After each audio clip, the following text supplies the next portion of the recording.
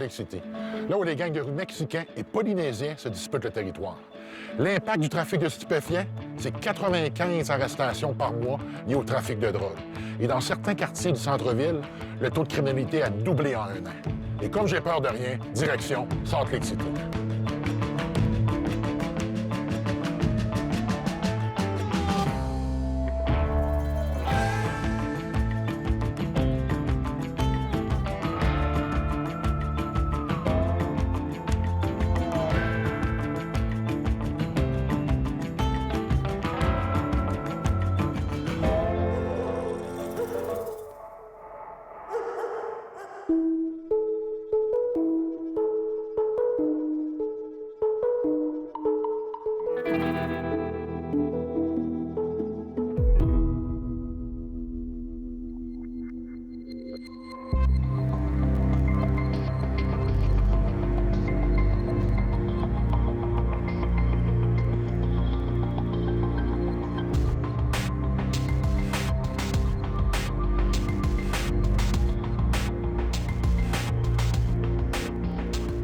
Quand j'arrive à Salt Lake City, ce qu'il faut comprendre, c'est que c'est dans une vallée entourée de montagnes. Puis là, on parle pas de petites montagnes, on parle de grosses montagnes. C'est un endroit où on peut faire du ski. Il y a eu des Olympiques, donc c'est vraiment beau à regarder.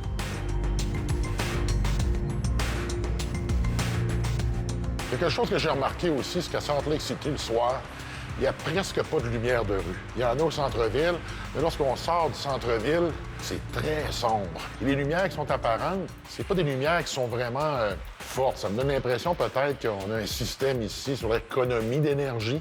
Donc, ce qui fait que c'est une ville qui est sombre une fois le soleil couché.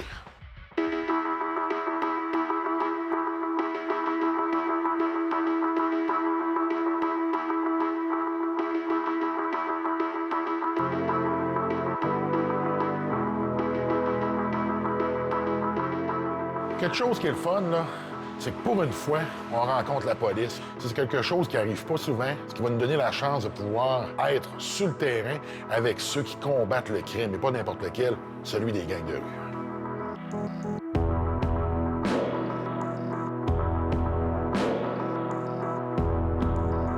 Hello, officer. Hey, how you doing? Very good. Yourself? Good.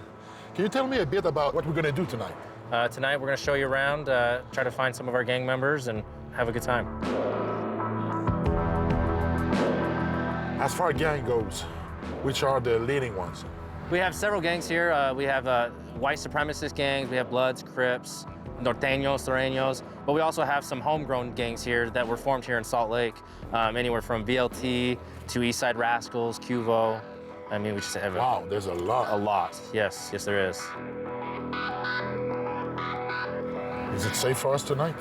I think so. I think we'll be all right. We'll be all right? Yes. Are Yeah. you ready? Let's do it. All right, let's go. All right, let's do it.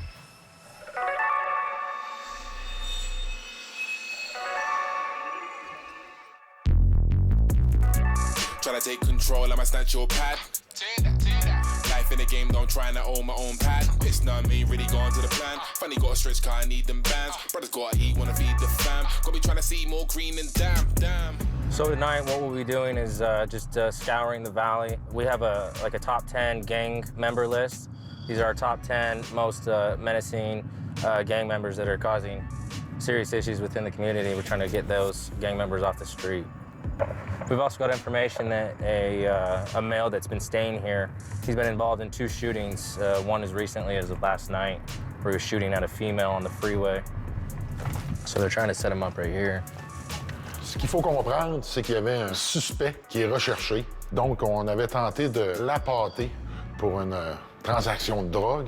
Et là, ça se faisait exactement au moment où on arrivait. Donc, on avait l'équipe du gang unit qui est en train d'élaborer le plan, comment que ça allait fonctionner. Or should we pull it behind him and just throw them spikes right behind the car and then everybody just surround it? Isn't that curve? Well, we can't surround it. But we need to, we need to set this up pretty quick. We need to figure out also takeaways. What about a dog, too? Okay, we're gonna go check it right now, though, but I say we just implement it and see what happens, because this is gonna go dynamic regardless. Can't use always if I want something new. Stay fresh. Me and my brothers weren't playing chess, was making moves. Quick fixes, had to ride with a tool. Young reckless, didn't follow no rules. Sweat took risks to shine like jewels. Couple times was hot, had to play it cool. Donc, quand on est dans la voiture, ben là, ça me rappelait encore une fois, c'est quoi le travail de policier. Donc, j'ai demandé une description d'individu parce que c'est important, tant qu'à être là. Si on est capable d'observer, pourquoi pas participer? T'es sur place, t'attends, il y a une forme d'excitation, t'observes les véhicules qui rentrent, t'observes les gens qui sont dans les véhicules, t'observes ceux qui marchent dans la rue, parce que ça peut arriver de nulle part. Et c'est pas dit qu'il va arriver nécessairement en véhicule, il peut arriver à pied.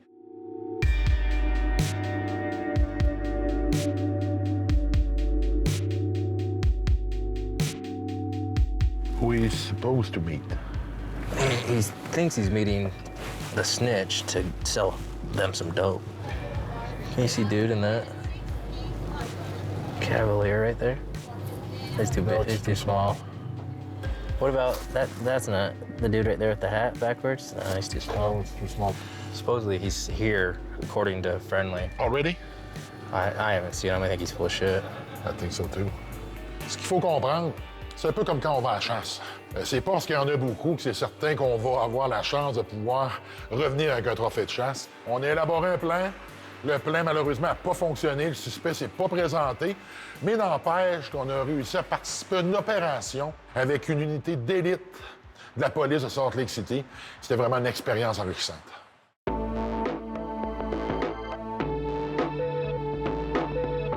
L'unité était en surveillance sur une maison qui sert de lieu pour faire des transactions pour le gang de rue local des Tonga Crips. C'est un gang de rue qui est très présent, extrêmement violent. Étant donné qu'on est dans des véhicules non marqués, on est en mesure de pouvoir nous s'approcher. Il y en avait d'autres qui surveillaient l'endroit. Et notre rôle était un peu d'aller chercher l'information sur les plaques d'immatriculation pour être en mesure de pouvoir identifier qui se trouvait là, qui y allait et qui sortait. Donc, on a identifié à un moment donné qu'il y avait un véhicule, un camion, qui n'avait pas de plaque d'immatriculation. Donc, pendant qu'on passait, on a vu dans le miroir que lui partait. Donc, on est parti après le véhicule, puis ça avait tout l'air d'être le genre d'individu qui tentait de faire la contre-filature. He's driving like an asshole, Yeah. so he's gonna probably flee. Fuck, I don't know if we light him up here or what, but... I think he knows. Yeah, I think so too. We're just coming at the interchange. Wow. He's gonna go southbound I-15. Il était très erratique dans ses actions au volant, roulait vite, prenait des décisions de dernière minute. On voulait pas brûler l'endroit, on voulait pas non plus qu'il sache qu'il était surveillé. Ça fait qu'on l'a suivi pendant un certain laps de temps. Copy. We just made it to I-15 right now. He's in the lane to go past 33rd. Donc, quand il intercepte, bien, écoutez, c'est comme ça que ça se passe dans la vraie vie. T'as le véhicule qui suit. Aussitôt que tout le monde est bien placé, qu'ils sont prêts, bien, c'est à ce moment-là qu'on allume les lumières, on intercepte le véhicule, tout le monde arrive. Donc, il faut s'entendre d'avoir une présence de groupe qui va justement faire en sorte de minimiser le danger et de tenter d'avoir un impact visuel qui va faire que le conducteur ou les suspects tentent pas nécessairement n'importe quoi pour s'en sortir. How's it going?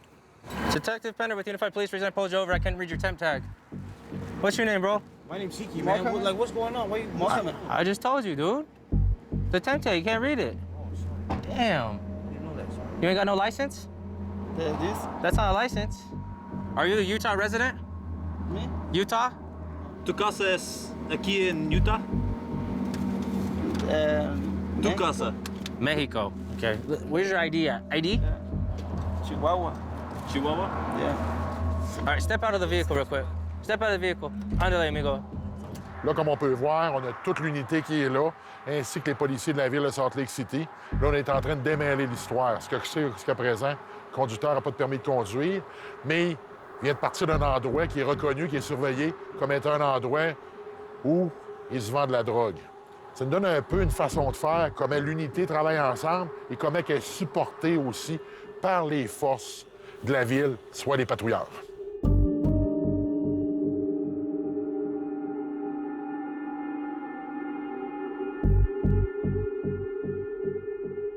So, can you describe to me what happened?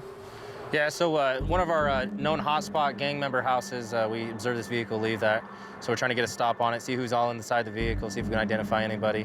One Polynesian, one Hispanic male, no affiliation that we're aware of, and so we ended up releasing them. All right. So we head back to the road now? Yep, back to it. C'est la police. On n'arrête pas tant qu'il y en a qui courent.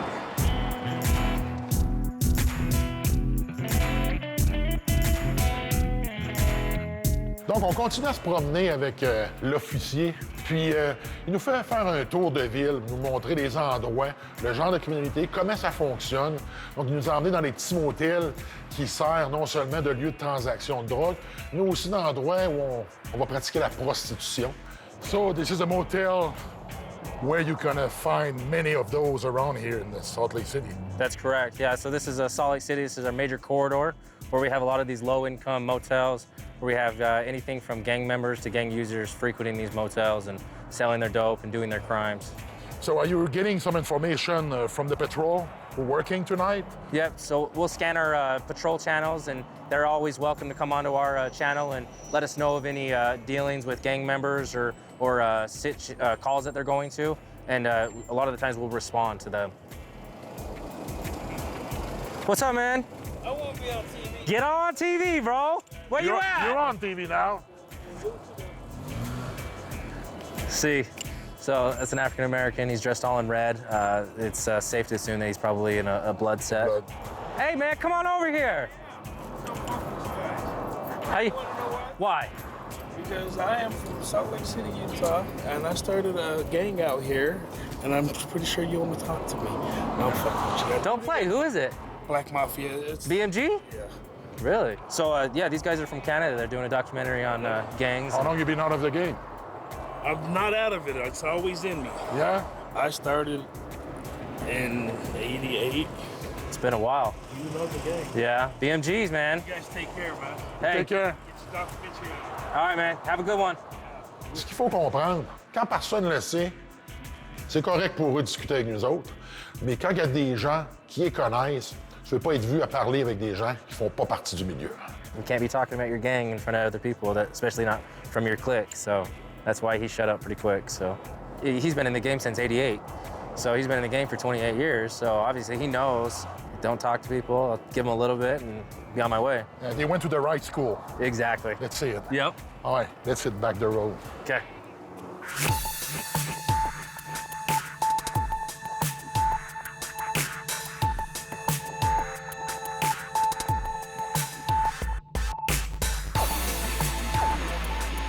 J'ai adoré ma soirée, ça a été une belle expérience.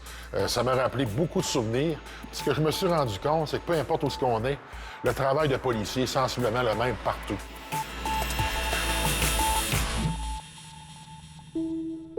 Thanks a lot, officer. Appreciate it. That was awesome. I had a great night. Glad to have you guys out. So I wish you good luck and keep on doing the good work. Thank you. Thank you, guys. Have a good one, all right? Yep. I'll see you.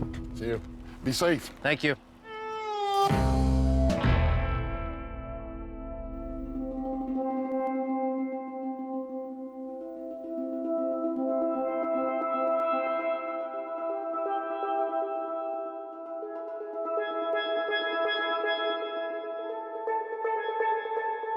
Un fait assez inusité à propos de Salt Lake, c'est qu'il y a une très grande communauté polynésienne. Ce qui est assez surprenant étant donné l'emplacement où on se trouve, ainsi que la distance avec les îles polynésiennes.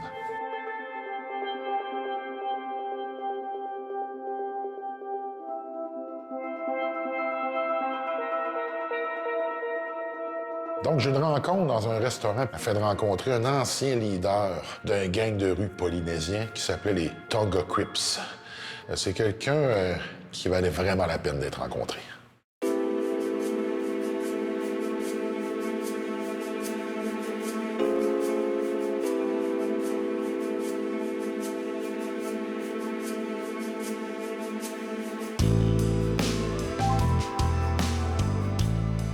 So, Myers, Yeah. what is it? So this is a fruit drink. It's got mango, got some apples in there. Look at that, baby. Oh, yeah. You can see the meat of the fruit there. Absolutely. Polynesian protein. That's a protein drink right there. So, Myers, why you wanted us to meet here? I wanted to meet here because this is authentic Polynesian cuisine. It's like if you get a plate here, it's like getting it from the islands. My understanding is you're first generation American. Absolutely. Your family come from Indonesia. That's right. How was it growing up here? As I grew up, it was predominantly white at the time, but eventually it just kind of switched, and now it's Hispanic and Polynesian. A lot of Polynesian living here? Absolutely. Why here? Small percentage, but they account for a lot of the violence that are in the neighborhood. It's just issues with assimilations and so forth. You know, I think the way that we were raised as far as, you know, hey, you got to be the man. It's that warrior type mentality of being raised. It's still there. Absolutely.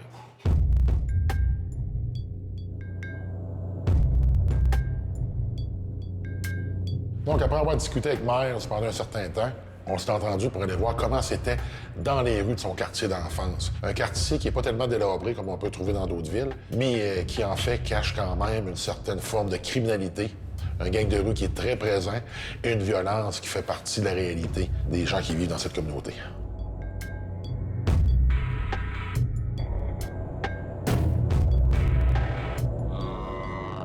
Miles, this is it. This is where you grew up. This is where I was born and raised. This area is called Glendale. You know, in comparison to some of the other neighborhoods, it doesn't seem as rough. Bullets gonna kill you just as quick in Compton as it will here or in Idaho. Just the same. Just the same. Did it change a lot since your day as a youth? It has, but I'll tell you what, it was just as violent then in the sense that, you know, back then there was cholos, there was vatos, and so we just started to group up just because we were Polynesians, but we weren't an organized gang yet. You had to put together a gang as a way to survive. Yeah, as to go back and forth with them as well. How did you join the gang? How did I join? It was actually, as we came and as we were grouped, one of the OGs from LA came through, and he says, hey, this is how the organization works. Because we wanted to be Crips, and because we wanted to mirror ourselves after them, but it was disorganized. So once he came, we had a meeting, and things were done the LA way. You know, where you had to be involved in a drive-by, you had to be involved in certain criminal activities to prove your loyalty. And I was actually one of the originals that formed the Tom Crip gang here in Salt Lake City. Don't get me wrong, you know, with both of us speaking right now, you know, you come up as a very articulate and very smart person. It's hard for me to actually imagine you being that type of person. So in those days, you were violent yourself. Absolutely. You were one of those kids? Yeah, just look up my rap sheet. Just look up the rap sheet. You know, and of course, a lot of stuff you get away with. You know, you don't get caught for everything. For everything.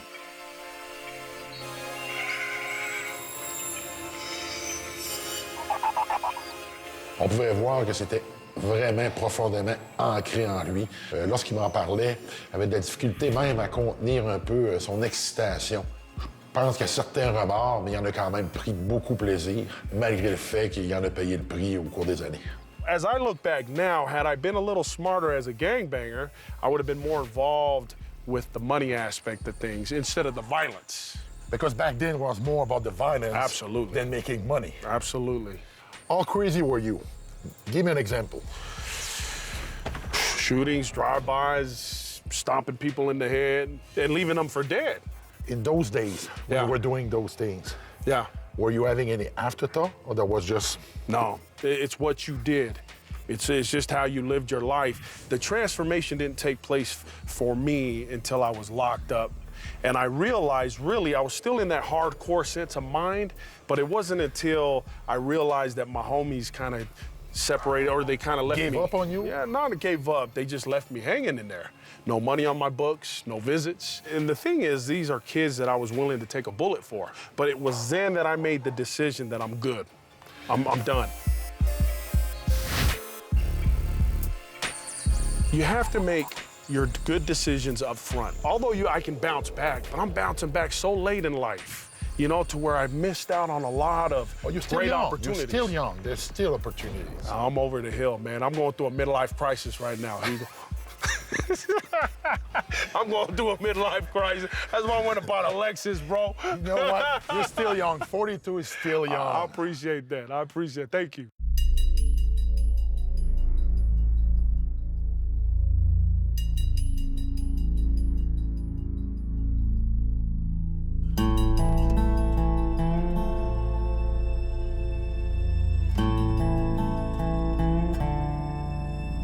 Donc, arrivé chez lui, il tenait fortement à ce qu'on entre à l'intérieur pour pouvoir aller voir sa maison. Il m'avait avisé que c'était quand même délabré. À ma grande surprise, j'ai trouvé que c'était quand même pas si pire que ça. On pouvait voir que c'est une maison qui est en cours de rénovation. Est-ce qu'on pouvait y vivre? Selon nos critères à nous, possiblement pas. Mais pour quelqu'un comme lui, c'est une façon, justement, de s'accrocher à quelque chose qui, dans le temps, allait l'aider à vaincre les différents obstacles auxquels il va faire face. Quelque chose à laquelle il peut s'accrocher pour recommencer à neuf.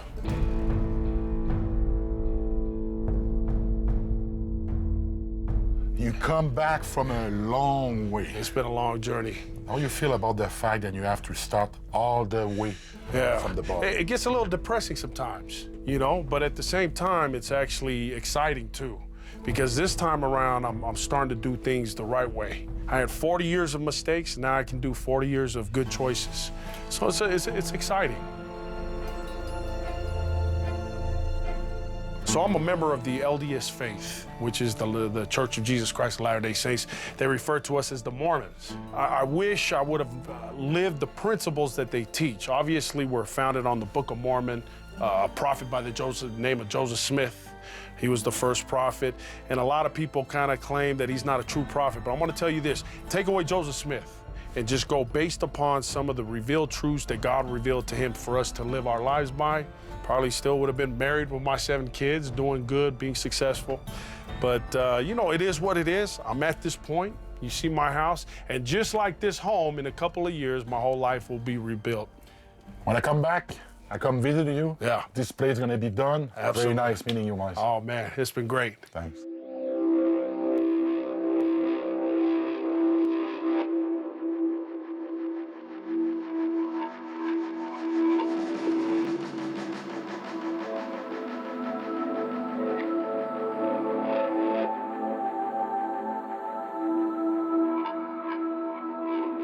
Donc, en quittant chez Meth, j'ai continué à me promener dans Salt Lake City et je suis arrivé sur le quartier de Rio Grande, qui était vraiment quelque chose.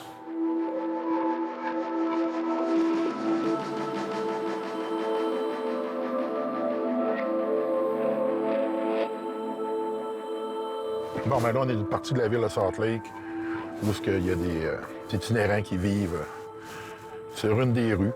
C'est très difficile d'estimer le nombre, mais il y en a beaucoup, je dirais peut-être quelques centaines.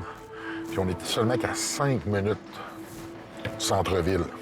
C'est une ville qui semble être en bonne santé, mais de voir autant de gens vivre dans la rue, là, c'est impressionnant. C'est une des villes où j'en ai vu le plus.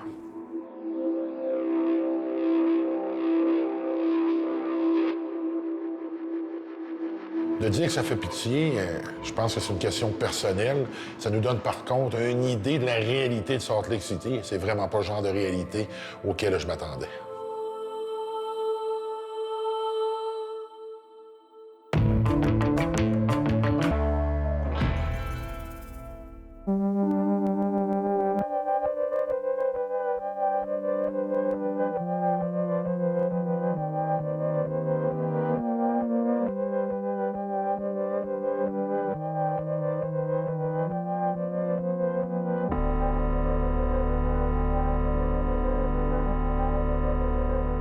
Ma journée commence à Salt Lake City, puis ce qu'il faut comprendre, c'est une destination de ski.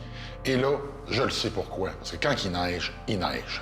Ça donne quand même un cachet assez spécial, entouré de montagnes, c'est blanc longtemps, c'est beau, et c'est une neige différente qu'il y a par chez nous.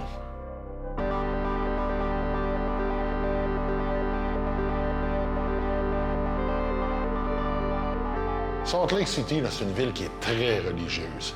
C'est la ville des Mormons. Écoutez, il y a un temple qui est extrêmement gros, qui est en plein milieu du centre-ville.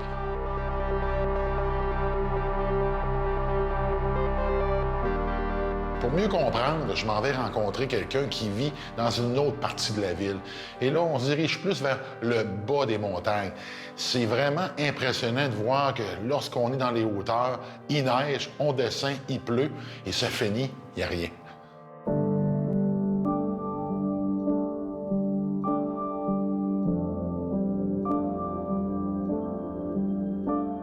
Sur place, je rencontre Julie. Elle a fait partie du Kingston clan. Ce que j'ai compris de tout ça, c'est que les Mormons pratiquent une forme de religion et qu'il y en a qui étaient mécontents de la tournure que ça a pris au tournant des années 30. Ils voulaient une forme qui était un peu plus conservatrice parce qu'eux pratiquent la polygamie.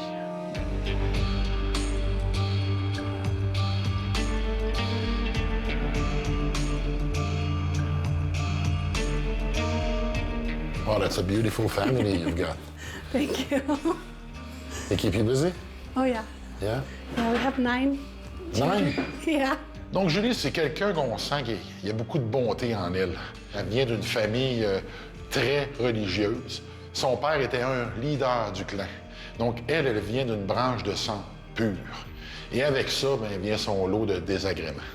How did you meet your husband? My ex-husband. Ex-husband, yeah. I was given to the leader's firstborn son, and I was his 7th wife. I was 16 and he was 19 at that time, and he had 7 wives. So how does that work out, you know, having so many wives? How do you manage the time you spend with every one of them? At the first, I got to see him about once every 6 months. Every 6 months? But you managed to have 6 kids with you? Yeah, when it was time, I was required to tell him my appropriate time to have a child.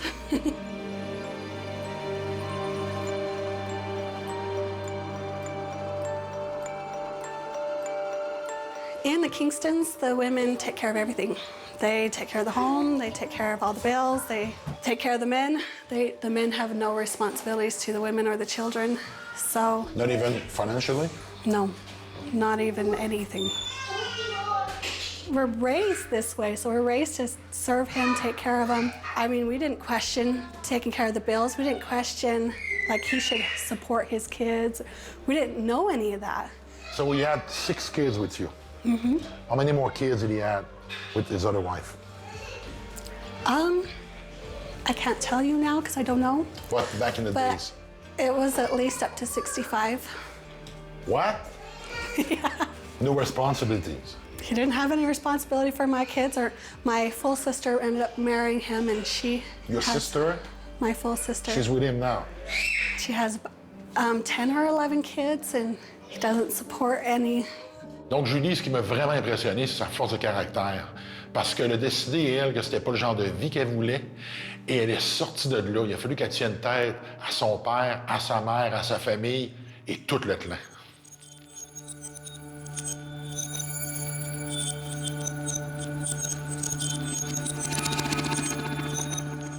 How did you manage to get out of the church and being able to start your life again? Once I realized it wasn't a safe environment for me and my kids, I mean, that's all I could... What do you mean you were not safe? My husband attacked me. What do you mean, attacking? I was really sick and dying. And I told him I needed to get to the hospital. And I picked up the phone to call for a doctor. He jumped on top of me, took the phone away, and he refused to let me call for help. And my kids were like running out crying because he did all this in front of my kids. 2 days prior to that, I had a miscarry and the baby wouldn't leave. And on Saturday night, my stomach started swelling and I was getting deathly ill. My dad told him, if she still hasn't passed it by Monday, you get her to the hospital, you get her help. So by Monday, he disappeared. You know, I look back and I think, just call 911.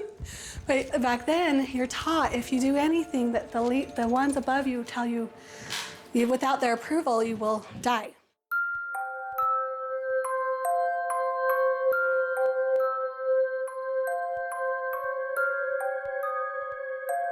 Are you in touch with your mom and dad?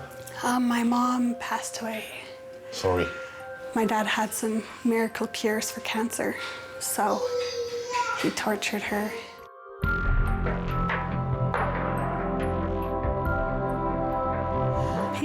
John Daniel Kingston. He's one of the main prophets in the church. And usually when you're in Utah, if you say John Daniel Kingston, everybody knows that's the guy who abused a 16-year-old. He went to jail for it. There's a show about him. Like, he's very known for how vicious he can be. Même si on sent que c'est pas encore facile, qu'il y a beaucoup de difficultés, elle est heureuse. Elle est heureuse pourquoi? Elle est sortie du carcan dans lequel elle était prise. Et là, maintenant, elle a pris le contrôle de sa vie. Elle l'a pris en main. Et semble très fière de pouvoir être une précurseur qui va sûrement faire en sorte de changer la vie de d'autres femmes qui vivent le même genre d'expérience désagréable qu'elle a vécue. The culture shock is just amazing. Yeah, but you choose to. That's nothing to do with luck. You did it. You've done it chose yourself. to survive, and living there wasn't gonna. You could have not choose to survive. See? My mom chose death.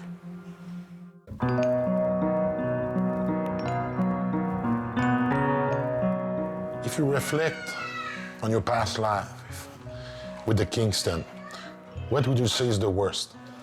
Being a girl in polygamy is really hard because you're not aware that the men pick you when you're 10 and stalk you until you agree to the marriage.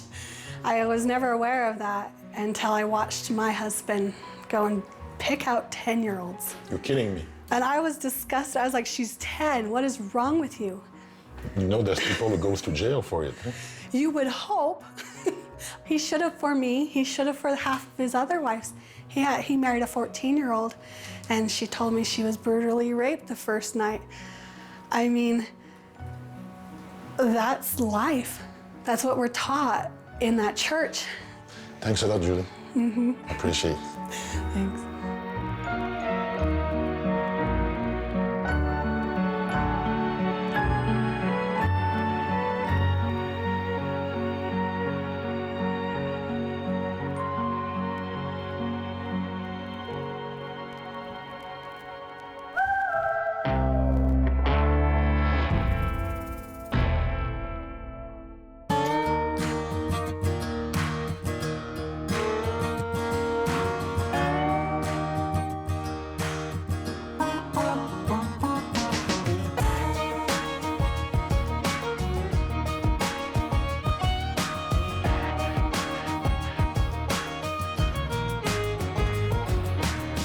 Donc, à Salt Lake City, là, dans le milieu des montagnes, il y a une prison. C'est une prison qui est très spéciale parce qu'il y a un café où les détenus servent les consommateurs. Et les consommateurs, c'est des civils.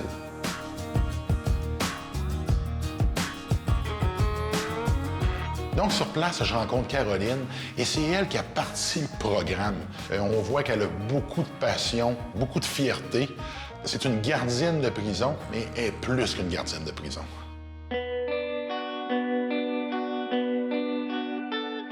So, Caroline, who came up with the idea of Serving Time Cafe? Well, I used to run a meat processing plant years ago. We used to cater out of that meat processing plant. We had the male inmates working there at the time, and I kept telling them we should open up our own cafe. We should have the inmates work there, and our director, Alan James, finally came to me and says, "Are you serious? You want to do this?" And I'm like, "Sure." That's when we started. This is more than a business. This is a way to get them to get back on their feet. Yeah, I'm more into wanting these girls to be able to come and get back where they're used to the civilians again. I mean, the atmosphere inside compared to here is so totally different. For them to be able to come here and learn a skill, come to work every day, have good work ethics, be proud of what they accomplish. The customers are constantly telling them, "Oh, this was awesome. You did such a good job." I mean, that's got to be such a self-esteem and ego builder. Makes them feel good. Oh, yeah. And for them to get that here, it makes it easier for them to get out on the streets and get a job there and know that they can do a good job. Most of them just want to be here. So, I mean, it's really a privilege for them to be out. There's only 7 women in this whole prison system that are allowed to leave the fences to come to work.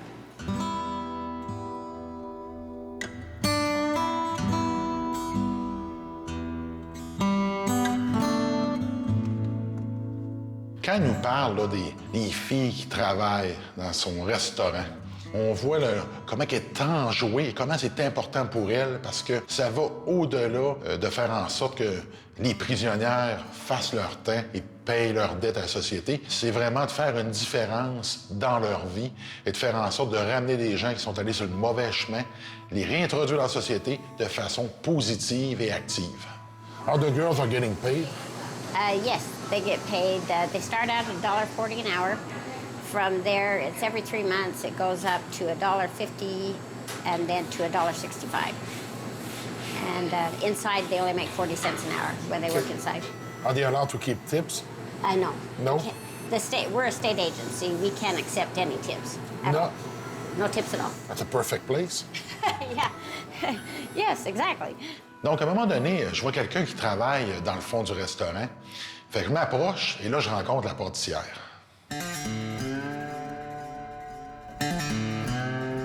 Hello? Hi, how are you? Very good. Yourself? I'm good, thank you. So what are you doing now? Making mint brownies. Ah. So how long you been baking? Baking, I've been baking for about a month. And working here? 7 months. You like it? Yes. I had to wait to come here until I was done with college. Ah. So when I leave here, I can hopefully go into like some kind of coding program. Ce qui est incroyable, c'est que t'entres en prison, puis ta perception, c'est que ces gens-là s'en vont là pour faire du temps, mais elle a étudié, appris un métier et elle s'est surtout préparée à faire face à la suite des choses une fois qu'elle va sortir de prison pour avoir les outils pour récupérer sa famille et être active en société. Is it all right for me to ask you why you're here? It was drug related. Yeah? Yes, unfortunately. How long you been here?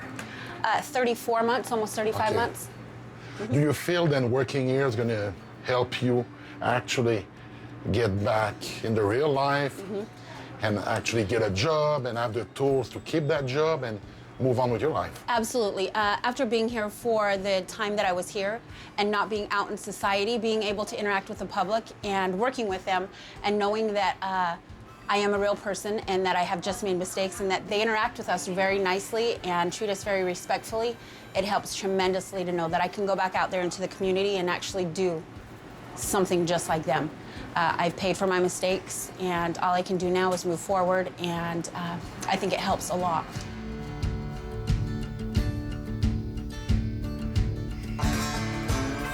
How tough it is to stay away from trouble? It's easy. It's a easy? choice. It's a choice. You either do or you don't. I'm going to let you... Finish these brownies? Yes. All right. And thanks for the time. Yeah, thank you. I appreciate it. Yeah, thanks. Thank you. Avant de quitter, vous savez, j'étais dans un restaurant, il y a une ambiance assez spéciale, donc il fallait que je profite de l'expérience pour goûter à leur menu.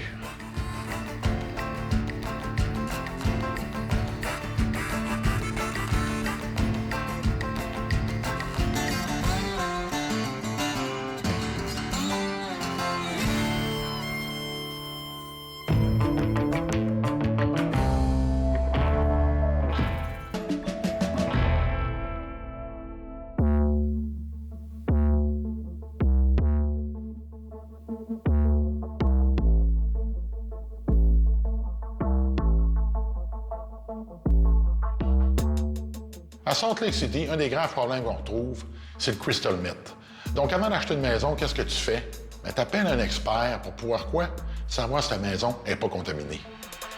The sun goes down to the ground, we bring a torch to town. Asking how we like the way, let you walk around. A different day, but the night is now. Show them how, hold the crown in a golden gown. Keep for the door, it's open now. Gart, can you tell me about your work? You know, I do meth remediations and I do home inspections. I've been doing meth remediation since 2008, and originally I just did it so that I could be a better home inspector.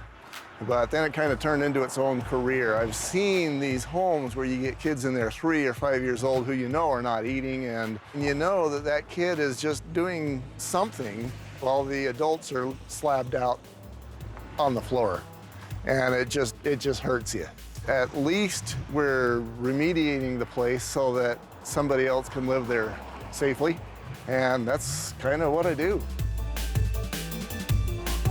So can we go visit the house? Let's do it. All right.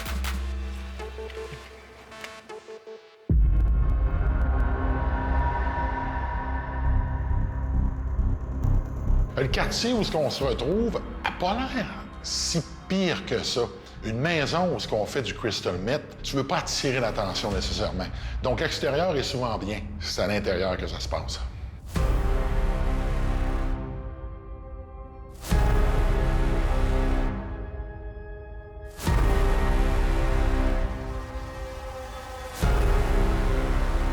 Donc, quand je rentre à l'intérieur, c'est pas compliqué. J'avais l'impression de rentrer dans un dépotoir. Parce que du stock, il y en a partout.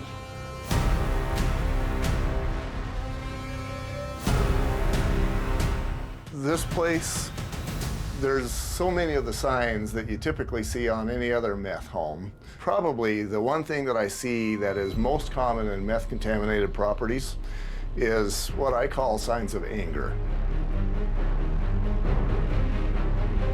You know, from what I understand, when you come down from a meth high, you get angry. You start punching things, and for whatever reason, quite often that's doors and door frames.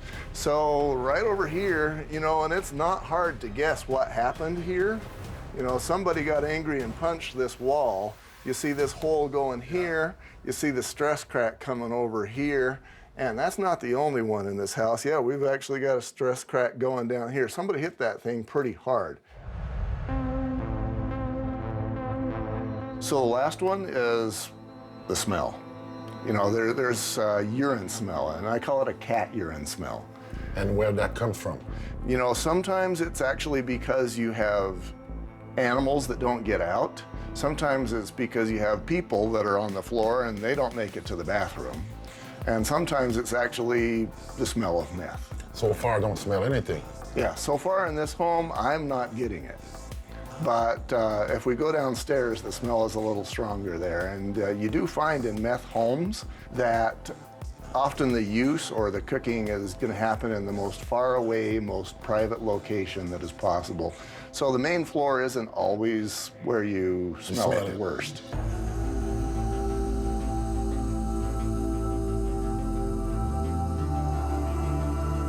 We actually have an how do you call it? An eviction notice. Yeah. And this is, by the way, this is usually what it takes to get a meth head out of a property.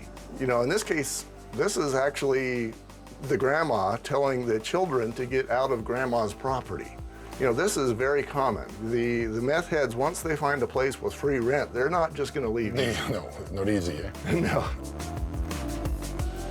Donc, avec Gart, on s'est promené, on a fait le tour de la maison. Ça a été toute une aventure parce qu'il fallait passer au travers de tout ce qui traînait.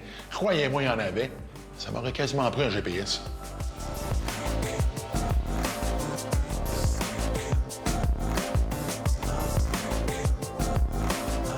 So, I guess This place is a mess, eh? what I'm thinking is that, you know, you walk into a home and you see all the signs like we see here, but you still don't know unless you actually see the beakers and, you know, the propane and those sorts of things. You still don't know if it was contaminated by use or by a lab. You just see this. Can you actually run a test to know? You can. Basically what you're going to do is you're going to sample 3 different areas and send that to the lab. If it's beyond 1, then the property is contaminated.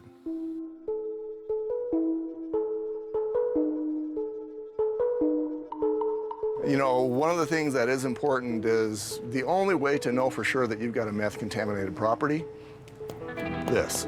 You know, the signs are just an indication that perhaps it might be a good idea to do the testing. But this is how you know for sure that you've got a meth property. So how long it takes before you get the result? You know, if you do a rush, you can get the results back in 2 days. If you do a standard turnaround, it takes a week. D'après lui, c'est lui l'expert. Puis je vous le dis, j'ai tendance à le croire, cette maison-là est contaminée. One thing for sure, I've seen signs this house needs some care. It sure does. It sure does, hein? Hey, thanks a lot, Gart. Pleasure.